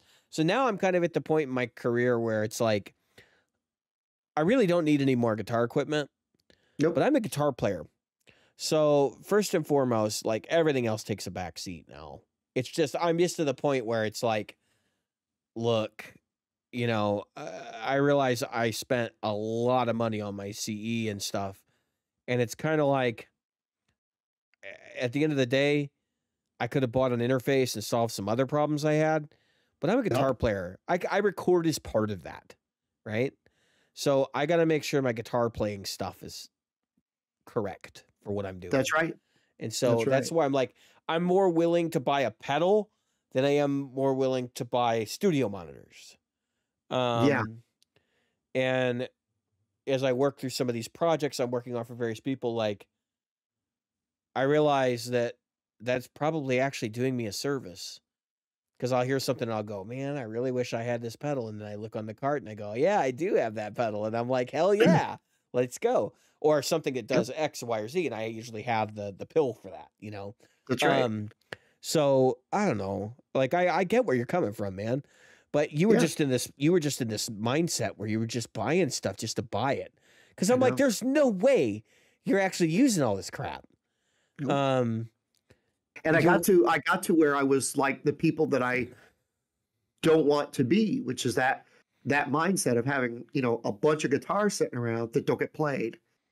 What I really need, if you look behind me, I need lighting, right? I need some decent lighting in here. If I'm going to do the stuff I want to do, I need some lighting. I need some new flooring, and I need to do some sound stuff in here, so that I can start ramping up. And I Mhm. can't do that. Well, that's going to escalate quickly. Yeah, The and title it's of our going to get. episode. Yeah, that's going to escalate quickly. Exactly. We'll talk about this next week. All right, so let's talk about Well, let's not a truss, but you know what I mean. The thing where you can put the lights and you can move lighting, around. like a lighting rig. Yeah. I'm gonna skip us over the next topic. This is my Okay. rant section, which I Yep, don't yep. normally rant on this show, but I just been having a What? hell. You don't get on the show? No I've been way. having a hell of a time today. I've been having a hell of a time today, and I actually had to state that because I just need to like put it in perspective. Well, you got to say it, man. Just say it. Seriously. I Say did. it. So I'm working on music, and it's just going like shit. I'm gonna be honest with you. Some of it's technical, some of it's I'm not particularly excited about the material I'm working on. Some of it's not. Some of it's some other stuff, right? So we recorded our EP, we put it out. I want to address something that has come up in conversation with a bunch of our listeners over time. People have heard it, right? And everybody comments, vocals are not great. No shit. You think we don't know that? I mean, like that's my first and foremost, right? We shopped this thing around to probably 24 different blogs that cover, music in like hard rock and metal genre. And a couple of them picked it up, but the vast majority of them were like vocals are bad. That was the number one piece of feedback we got. We knew that. I knew that before we even put the thing out. We knew that we were working on it in the studio, quite frankly. And a lot of people have like kind of given me shits, like, why would you put something out like that? So I'm gonna step aside for a minute. I'm gonna point something out. I come from an instrumental music background. Okay, for like the better part of 20 years, I was recording instrumental music on my own. When I was in a band in high school, we were an instrumental band primarily. We did have singers come and go, but we started out as an instrumental band. During the periods where we didn't have singers, we were instrumental bands. Um, and that was the whole thing. Like, and I was totally okay with that. I was the only person in the band that was okay with that. And actually, I think that should have been very telling for me. Um, the drummer, who's also was incredibly gifted in my high school band, um, for his age, was exceptional. I remember having conversations with him, and he was like, "Yeah, no, we got to get vocals. We got to get a vocalist. Like that's got to have vocals on everything." And I didn't understand why, and I still don't understand why. Okay, so I'm a man out of place first and foremost because that's my history on this topic. The vast majority of the music I listened to between the ages of 20 and 30 was instrumental music. So things like we were talking about earlier, Jeff Beck, Blow by Blow, and Wired were huge influences on me. There was some vocal music in there, but I mean, there was actually just quite a bit of vocal music in there. But it was always vocal music with a heavy emphasis on orchestration and arrangement and like progressive music, but even progressive music is borderline instrumental at times. Get the vocalist, like he leaves the stage and the guys are going at it for 25 minutes, you know. Um, that's the kind of music I've always been into, where the music takes center focus. Okay. So fast forward. I do my EP back in 2019, which is all instrumental, right? And I got a lot of good feedback and open mics and stuff from it. And I was preparing to do the other one. And I knew I needed to put together a band. So I went and started doing jams and stuff. And I ran into this guy, Tony. And then we formed a band, Destiny Unraveled. And we put out this EP. And he did all the vocals and wrote all the lyrics and stuff. And we did it. And there were mistakes made in that process. And I'm willing to admit that completely. The mistakes made essentially was that rather than work out the tunes before recording them, we decided early on we were just going to record a record. And dummy me, okay, I sat there and said, this is fine. And then as we started into the process, I went, this is not fine. And I was kind of like having a conniption because I wrote a lot of the music, right? And he wrote the lyrics and the vocal parts, which is essentially echoing the melody of the song, right? And he was like gonna sing these and like started to do the vocals, and we started to do demos, and the vocals would get better incrementally with every demo, right? So I knew he was working on it, and I just assumed that like he wasn't putting his whole effort into because these were demos. And then when we would go to do the actual final recordings, they would be better, and they were probably I would say about 75% of the way there. Okay. But then you get into the studio and like you've already got these vocals, and it's like, you know what? I wanted to just auto-tune everything, and Tony wasn't going to do it. Okay, and I respect that decision, and I'm not giving him a challenge at all. Like that is his baby, that is his lay of the land. Yep. I can't go to bat and fight with somebody over something that is as personal as how they approach an instrument, which that's what that is. So I didn't. Okay. But I have been kind of insulted by all of this commentary, and there's a reason for it. I'm not an idiot. I've listened to a lot of vocal music over time, and I cannot believe people are pissed at, not pissed, but like they comment on this. But these are the same people I know that listen to Dinosaur Jr. Okay. And I'm picking on Jay Mascis specifically because the guy can't sing. Why does he get a pass? I don't get a pass. Our band doesn't get a pass, but Jay Mascis does. Why? Why? Would somebody mind explaining that to me? Because I know I'm not saying that Tony is Jay Mascis or that our band is on that level as Dinosaur Jr. We're clearly not. What I'm saying is you have to hold everything to the same standard. What is special? And please, write it in the comments below. Send me an email. Reach out to me on social media or whatever with an explanation, because I don't understand. And I can point to a lot of other bands that have similar vocal situations. I mean, Yeah. a lot of times there's slick production that helps cover it up. Like the Rolling Stones, I mean, Mick Jagger cannot sing. Let's just be blunt about it. Listen to Satisfaction. He's all over the fucking place. But it's well produced, and because it's well produced and the energy is in that track, it works really well. So that's the other thing I was going to say. That was the other mistake we made, is that we weren't really paying attention to that as much. That's aside, right? So this is where this topic comes from, because I want to talk about why instrumentals are dead. I want to talk about why I'm pissed that that's happened, because I think it's a cheapening of our art. Pick any song off the radio today. You can do your research. You can do your YouTube videos to see why pop music today is terrible. And it's not just pop music; it's rock music too.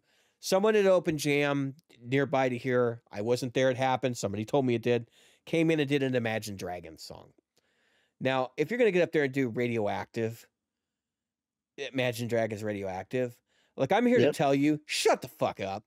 Like, it is drivel. There's the only thing in that song is a shitty, not even well-crafted hook. There's nothing else about that song that's worth listening to. And that is objective. That is not subjective. Like, you can actually do some analysis on the song, and you can see how little there is going on in it. Jim, you've played that song. You know. There's nothing going on in that song. I am literally biting my tongue. I don't know if you could see the pain in my face. Literally biting my tongue. Every time someone... so I'm in a band. We play Radioactive. All right? I can't think of a bigger piece of shit song than that song, Radioactive. I mean, Sex on Fire is almost as bad. Matter of fact, anything from Kings of Leon that was a hit. Sex on Fire, and the other one, Sex on Fire, that's not Sex on Fire. Same shit, different lyrics. Yeah, different lyrics, basically. Yeah. Yeah. Which is literally true, by the way. All of these bands literally recycled the entire songs. Different lyrics, same fucking song. And so, and this comes from a guy who loves AC/DC, by the way. I sit down and I go, what in the fuck are these guys getting away with here? And so anyway, Radioactive, every time somebody says, Jim, we're going to do Radioactive, I'm thinking, you mean Radioactive by Jimmy Page and, The Firm. Exactly. And I'm like, yes, I get to play some diminished shit. Like, this is going to be great. And I'm like, yeah, we're going to jam. They go, no, we're going to do this one. And it's like, nobody wants to hear that fucking song. And that's just it, though. I said to my son, I said, come on, which one is more danceable? And I played the old one and the new one. And he goes, the new one. And I go, no, that's not right. He goes, Dad, you don't dance. And I go, I know. And I go, and that's the problem. That thing is, he goes, the bass line is like thump, thump, thump. And he goes, right now, that's what people want. And I go, that's because they've been lulled into stupidity. Right. Now, remember early you're in the video game. You're in the video game world, right? Yes. Okay. Before you get going, every time I go into, I don't care what boss or fight it is, one of the first things that all the people that do, like you have a channel that does video games. Streaming, yeah. One of the first things they talk about is how awesome the music is. Yeah. Whether it's like Lil Taylor, and what is it? It's instrumental music. It's not dead. Yeah, no shit. Take a movie. I don't care what movie it is, folks. Take a movie. Take the music out. Take John Williams out of Star Wars see what it's. But the difference today, you got a good point, Jim. But the difference today is back in the 70s and even into the 80s, soundtracks, instrumental soundtracks for movies actually sold. People bought them. But that was... I had the Star Wars soundtrack on LP. Yeah. I mean, I don't know. Like, I've seen so many copies of The Good, Bad, and the Ugly floating around that Yeah. like everybody bought Ennio Morricone soundtracks. It was a thing. Yep. Um, And let me say this before you keep going, because I think it's important. I think part of it is, it goes back to what I was talking about earlier. I've said a few times on this channel, is this. We've gone from a society, and there's nothing wrong with this. This is how societies change and societies move. Gone from a society where you would go to work and you'd have a radio, right? And the radio would be on, be whatever station it was. And you'd hear it all day long. mm-hmm. Now we're in a society where everybody's wearing earbuds. They've got these things in. They got their own echo chamber. And that's exactly right. And so you know what it is? There is no,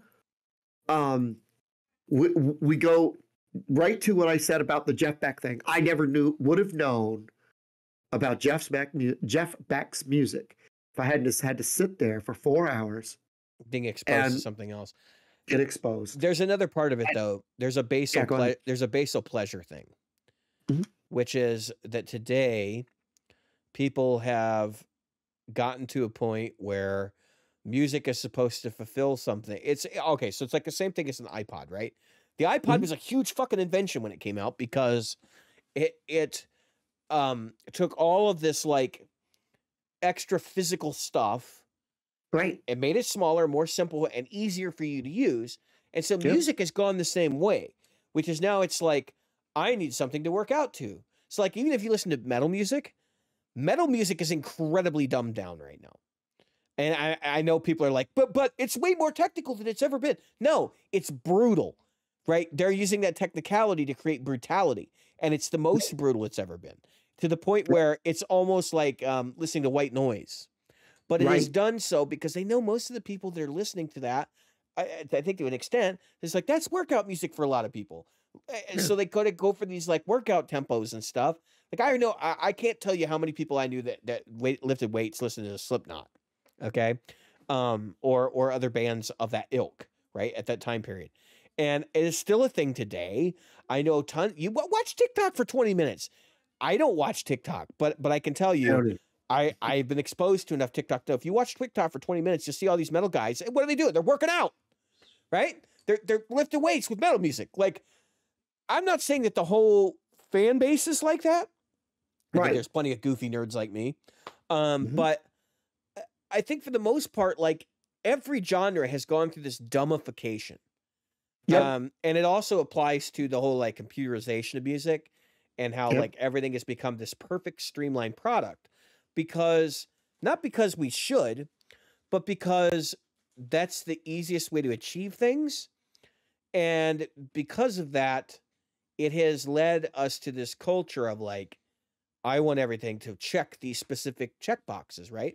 And I think vocals is one of those check boxes now. I think the idea that a song should brood us over the head with the vocal melody and the lyrics, like just completely bludgeon us to death for meaning, is a big part of that. But what I lack is the emotion of music, right? So I don't care how heartfelt your lyrics are, and your delivery might be good on the lyrics, but I need to hear it in the music too. That's exactly what I was about to say. I think the music has gotten lazy. Yeah, it has. And I think part of that's because the instrumental is dead. No one cares about the instrumentation anymore. Seriously, look at how many chord progressions get used in pop music right now. It's ridiculous. And it's this way across the industry. It's not just pop music. It is in metal. It is in... Let's take a song I can't stand to hear at karaoke yet get sang by just about every woman that comes to a karaoke thing. And that is the song Killing Me Softly. Yeah. So the original Killing Me Softly by Roberta Flack was an incredibly beautiful ballad. And then somebody decided to make it newer. And so I don't remember who it was. I'm looking. But they removed everything but the vocal, really, musically, and the rhythm. And it says, strumming my fingers with his words. And I'm like, he's not strumming anything. You don't have a fucking guitar in a song. What are you You're talking about the Fugees version of it. the Fugees. It is awful.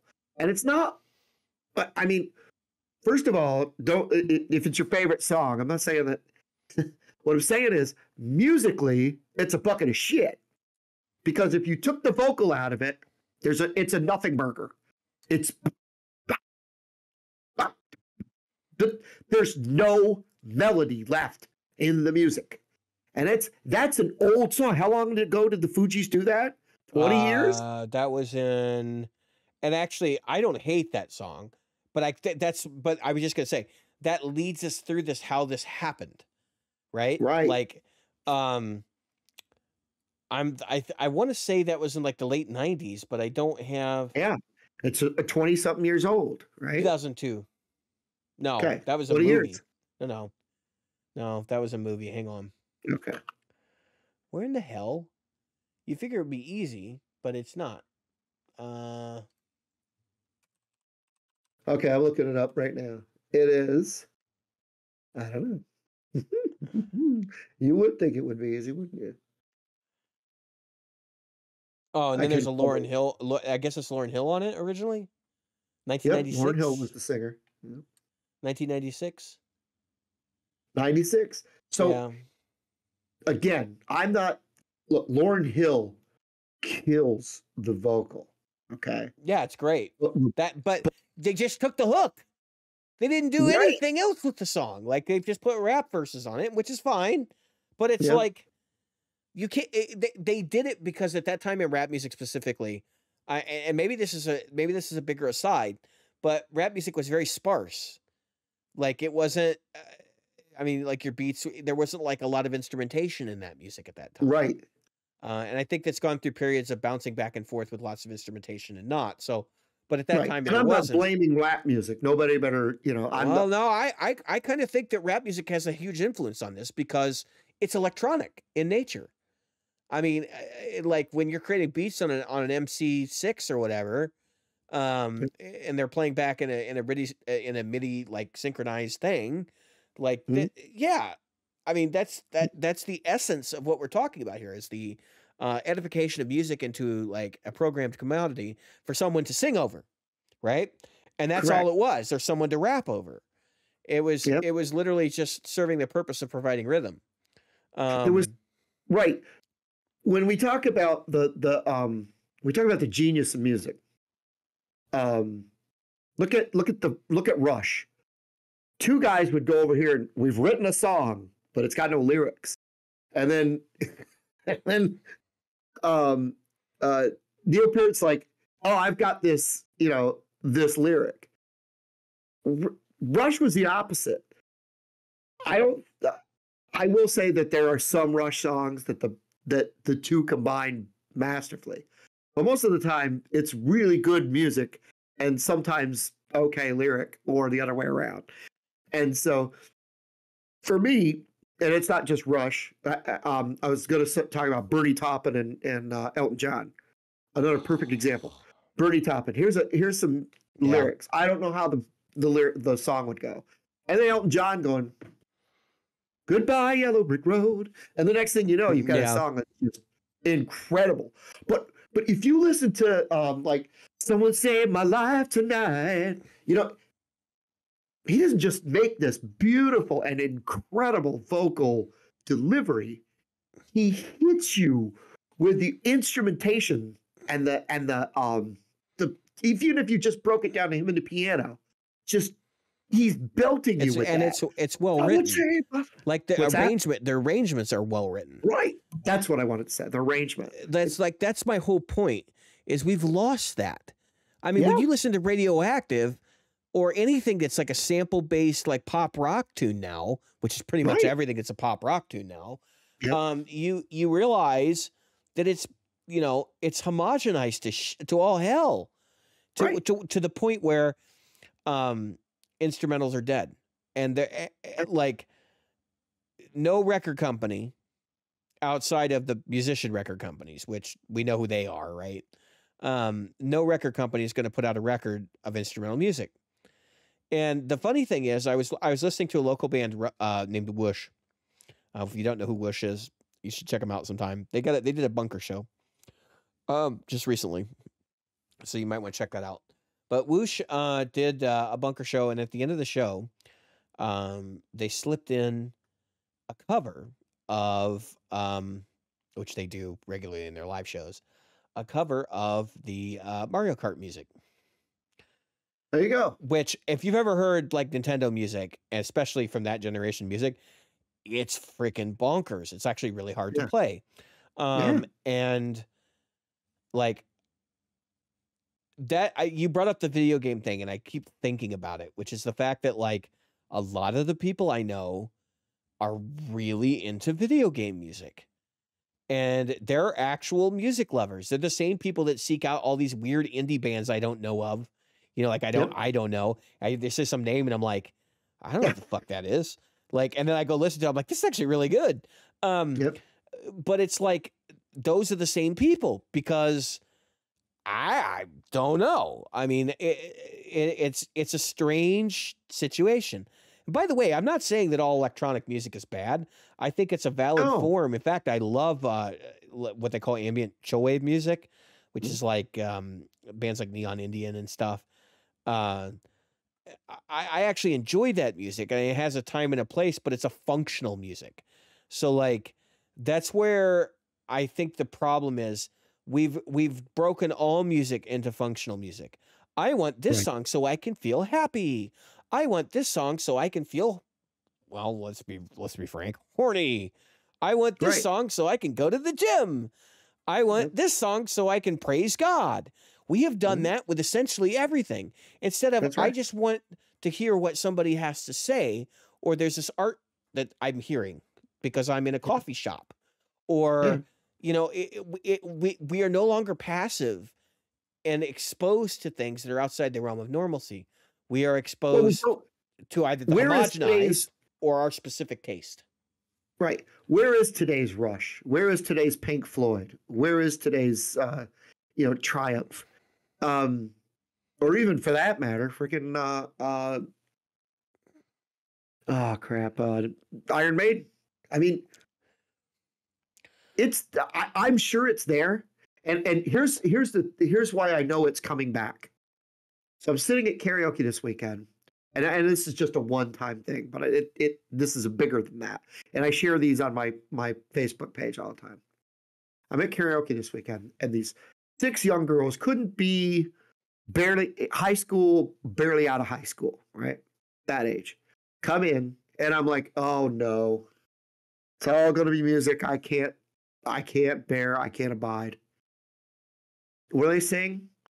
Boston, Iron Maiden, a bunch of yacht rock songs. And I'm like, and they do it. Whitney Houston. There are definitely even young people today who have discovered like old There's artists. Music.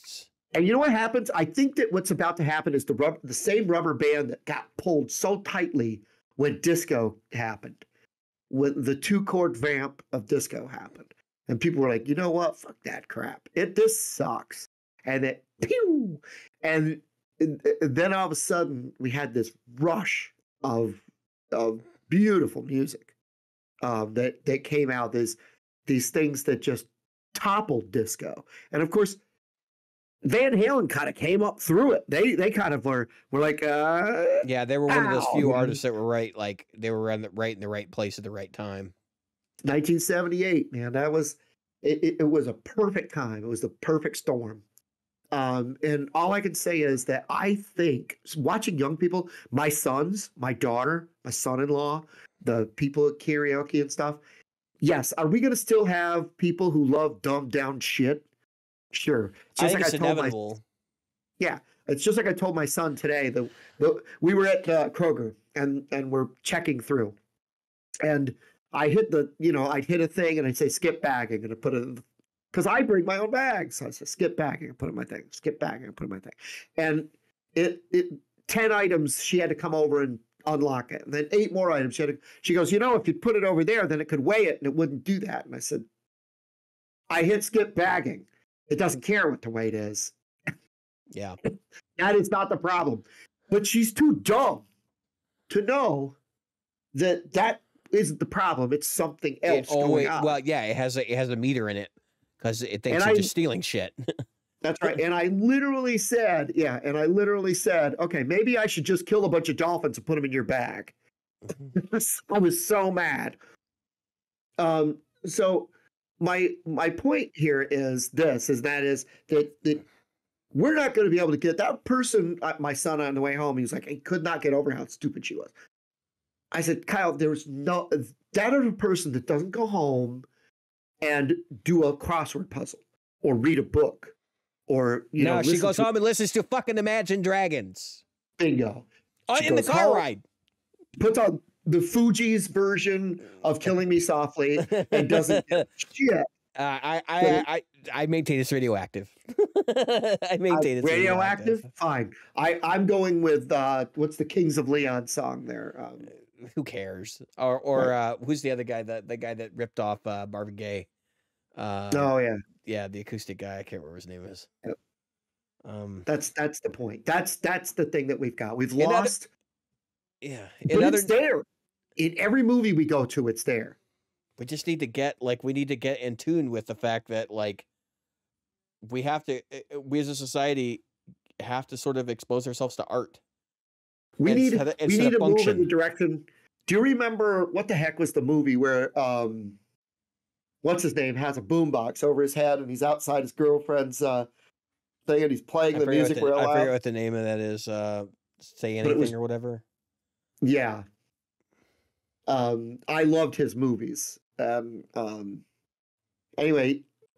we need that big boombox to go listen to the music. But I will say this, and you as a Final Fantasy player and having knowledge about it, Final Fantasy 14, they sell out every single time. They sell out the music. They have a soundtrack that comes out, and every time they sell it out. You can still buy it digitally, but the physical copies sell out every time. And they're smart. They put just enough physical copies for people to go, I want a physical copy. And so they sell like that every time. And I think for sure, regardless of whether people want physical or don't want physical copies, there's so much great instrumental music. I used to listen to Iron Maiden when I ran all the time. It was running music for me. But I also listened to it when I was working. So, like you were talking about having a functional music. I used to listen to it when I ran. I couldn't listen to Barry Manilow when I ran. That didn't make any sense. But I liked to listen to Iron Maiden when I ran. Yeah. But I never would have experienced Iron Maiden unless I had, without my cousin who said, Jim, you got to hear this, Number of the Beast. And he sat and listened. I listened to Number of the Beast, and I was like, I'm blown away. And that was when it first came out. What was that, 80, 81? Yeah. 82 maybe? Yeah, but there's not even a community music experience anymore. There's not.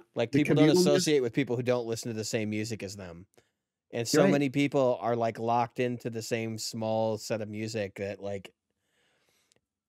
I don't know. I just feel like it's a much more cult audience for music now than it ever was. Yeah, of course. And that's why instrumentals are dead, because as a musician, what are you going to do? You got to pay the bills, right? So I saw somebody I know ranting and raving about, how us originals guys hate cover people. And it was a whole thing. And I just kind of laughed. And I was like, dude, let's just talk about it for what it is. You might enjoy playing covers, but the reality is you're playing covers because that gets you paid. And that's okay. There's nothing wrong with that. I don't understand why people seem to make that out to be an argument. But with regards to this, if you're a musician, you're not going to play instrumentals because you don't have any real reason to be an artist anymore. Because you're just going to go play the homogenized crap so you can pay your bills. Right? That's right. And how is that better than being a cover band?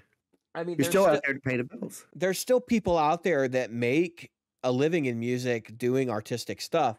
But I feel like this is a much smaller cult audience. Blues is, I mean, if you're a blues guy or a blues gal or a blues whatever, for you, it's coming back, man. But no, Jim, I really don't think it is, because there's no popular mindset move towards it. It's this cult audience that is maybe picking up a few members here and there, but realistically, the population is growing so fast, and everybody's buying Billie Eilish. Do you remember what a stink the Billie Eilish record was 3 years ago or 4 years ago when it came out? And everybody lost their goddamn minds because it was produced in her brother's bedroom. Which, you know, I use the air quotes there for our listeners because I don't really believe that's how that was actually done. You know, I don't think that this is changing anytime soon. I mean, yeah, they're definitely fans. This stuff's not going away. Art music is not going away, okay? But it's going to have such a small market that if you're a person making art music, you better be at the top of your game because that's the only way you're ever going to get heard. I mean, look at how good Josh Smith is, and like Joe Bonamassa is getting all the listens. You know, in that whole subcategory, like there's a lot of adjacency there. They're friends, obviously. That's the whole other thing, but and they've shared the stage. Josh has been right, but that's because of the association. But like, think about the other people that are in that blues community, who don't get their voice heard. You know, it's like Philip Stacey's a classic example. There's a guy that can play his ass off and makes good music, and it's not always in a strictly blues paradigm, but like he can't seem to get beyond that Canadian circuit. You know. I'm seeing more and more young people, like I said, coming out and really enjoying the music. Well, I hope so. For our sake, I do, because that means there's going to be a market for what I do into my late adult years. I think you should do what your passion calls you to do, and you may be on a cutting edge. You may create something that it's your kids or grandkids' time that it becomes popular. But I will say that it's coming. Well, I'm not doing it to get rich and famous. I mean, I just want people to enjoy my art. You know, like these kids that I told you about, they were from the School of Rock, and so then what I find out is they've got all kinds of friends that are. We've got 3 or 4 schools of rock down here that are doing well, and we're in a dinky Virginia Beach, Norfolk, Chesapeake, all this over here. I don't think we got 1 million, maybe 1 million people total, all through all the cities in this area. Chesapeake, Virginia Beach, that's the biggest one. Norfolk, Portsmouth, that's small. Suffolk, Newport News, Hampton. That I'm just saying those are the boroughs. They call that Hampton Roads. Right. And yet, we've got like several schools of rock that are just teeming. We've got a live music scene that's alive and well. And it is, whether it's cover or original, because I did a thing today where it was both. There was an original band, Blues Hammer. There was also cover bands that were there. And Blues Hammer went up there and they did blues. They did blues, okay? And my covers are nothing like their covers, and yet people appreciated both. I think there's a bigger audience than we want to know. But the problem that we've got to get out, that we've got to fix or figure out how to get past, and this is record companies too. They should, if they can figure out how to get this, and that is get back to that communal way of sharing music. Okay, let me rain on your parade for a second, because there's something that I think that because your I'm not saying your evidence is wrong.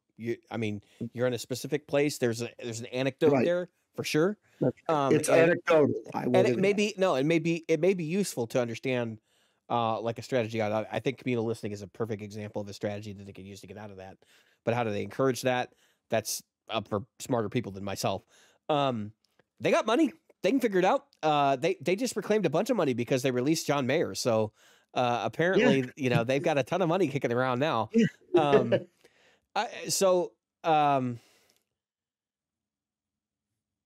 Here's the anecdote that I want to share that may inform some more of this. The population has doubled since like 1970 in the United States. We have over 333 million people in the country now. I would say the pool of bands that people know about is roughly the same size, despite there being twice as many people. the amount of venues that are available, even in teeming markets like where you're at, is about About the same size. it's probably smaller. I would say it's probably 50% of what it was back in the 1970s, because that's what you did. Like, that's how you experienced music. You went out to the bar and you sat in a bar and watched some bar Again, the band play. communal experience. You're right. Yeah, and it's like going back to the 50s and 60s, like if you didn't have the record, you were exposed to new music by whatever the band was playing and wherever you were.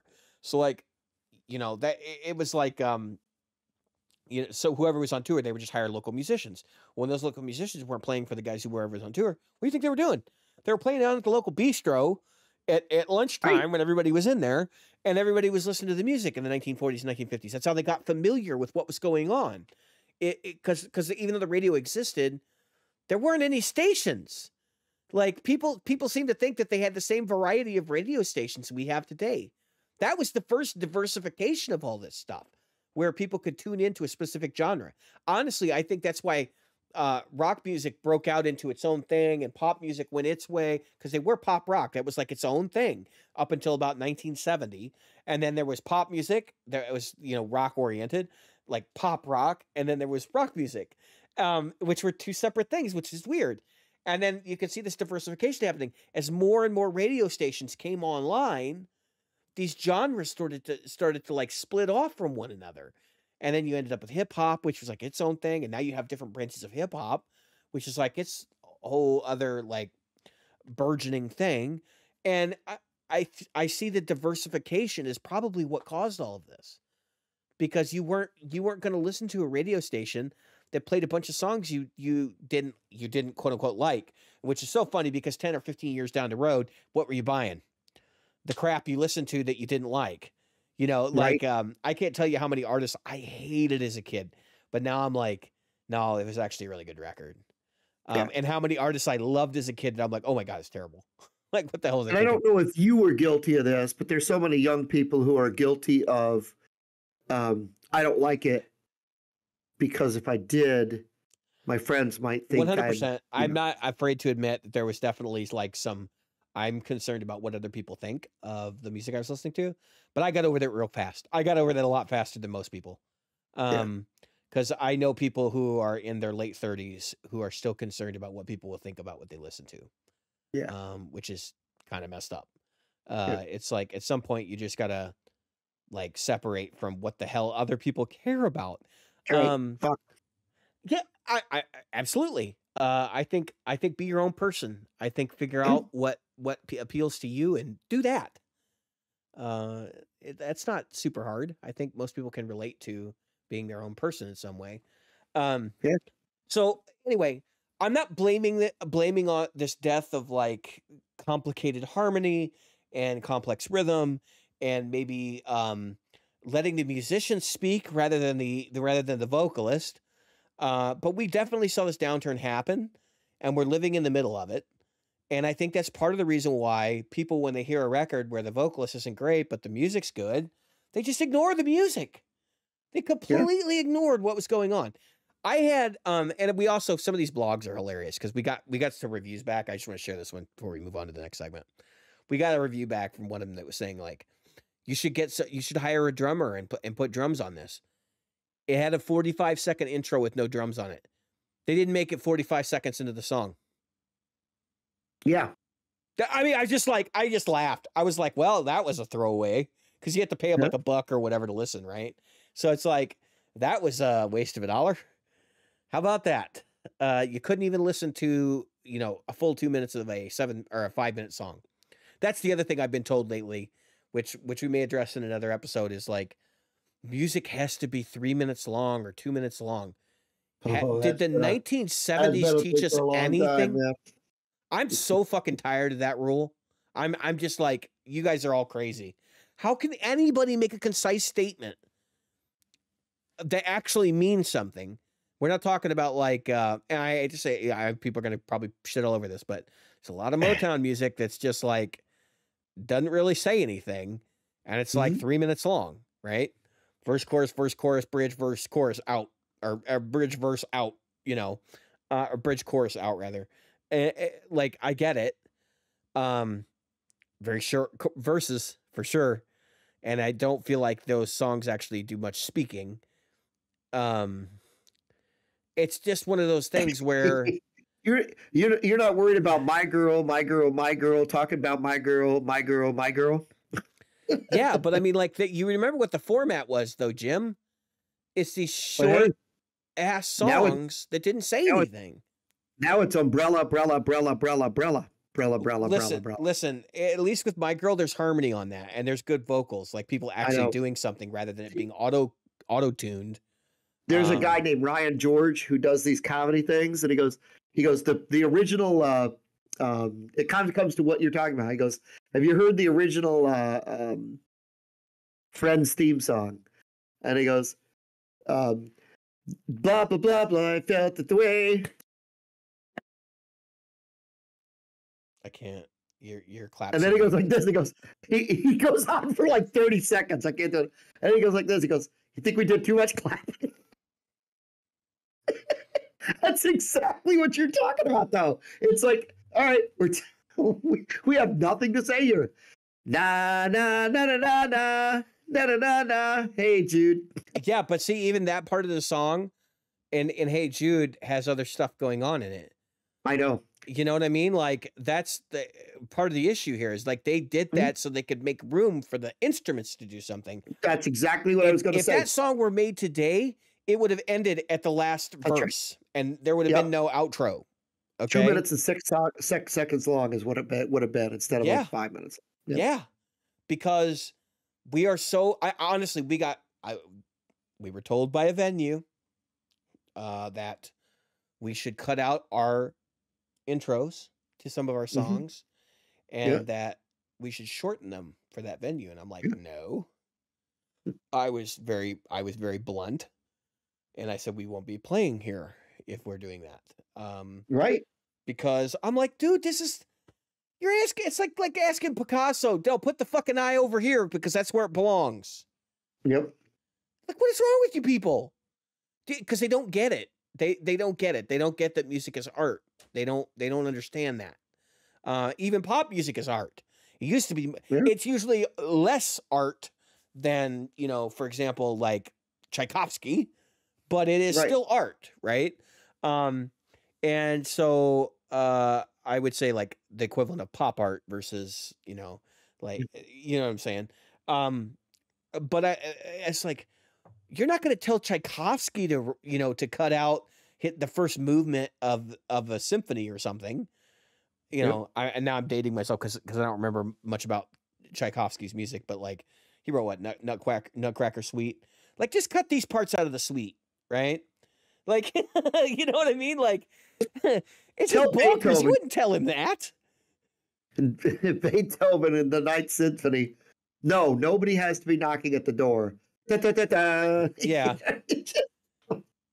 Yeah, I mean, like, no, could you keep the dynamic levels like kind of the same for us, Beethoven? Like, yeah, exactly. Which, if you told that to Beethoven, he would probably rip off your head and shit down your throat because that's who Beethoven was. He was a very angry individual. Can you turn it down? Can you turn it down a little? Yeah, I think in German he might reply to you, "Go fuck yourself." Yeah. However you say that in German, go fuck yourself. That's right. Go fuck yourself. That's how you say that in German. Yeah. Anyway, we got to go on to the gig report. We've been going way too long tonight. So, Jim, gig report. Did you have a gig report? I haven't played anywhere. So today I was at I got invited to this thing. So what happened was very unfortunate. A guy who came to like every open mic just about there was, just a fan, wasn't a musician, just a fan of music. And would hang out with all of his favorite musicians and all of his friends and stuff. And I was lucky enough to be in that circle.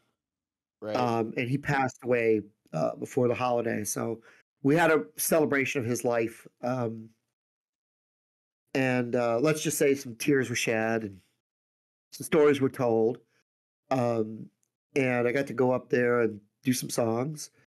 And for me, uh, it was a we all got to stand there and we started talking about our favorite people. Again, it comes to what we were just talking about: our favorite people who communally love to come out and see music. Because a lot of open mics are just filled with musicians who are just like, my turn yet? Yep. But I Very can do familiar. that better than you. You want me to come up there and do that for you? Because you're not doing it very well. I got that. I've I can do often that. fantasized about actually taking my guitar off and handing it to them and being like, "Here you go. Yeah. Have a good time." Yeah. And so it was really nice to see or to talk about the people we love who come out week after week and the venues who invite us in, regardless of the fact that some of the people in the circle aren't that good. And some of them are blatantly incredible, you know, and kind of do this. But most of all, it was a celebration of friendship and that kinship we all had with music. So it was really nice, and it was really enlightening and eye opening and fun. And I would do it again in a heartbeat, even though part of it was extremely sad because we lost a good friend. I'm sorry to hear that. Yep. Yeah, fortunately, we haven't lost anybody in our community, at least not since I've been a part of it. I definitely understand tragedy in those kinds of situations, though, because I've dealt with it in other aspects of my life. So, yeah, I mean, what can I say? I mean, it's like it's like a hole, you know, is opened in your group of people, and like it is interesting. You brought up that the quality of people is like diverse across the board. I always listen. I don't fault people for being bad. I fault for people for being bad who pretend they're good. Right.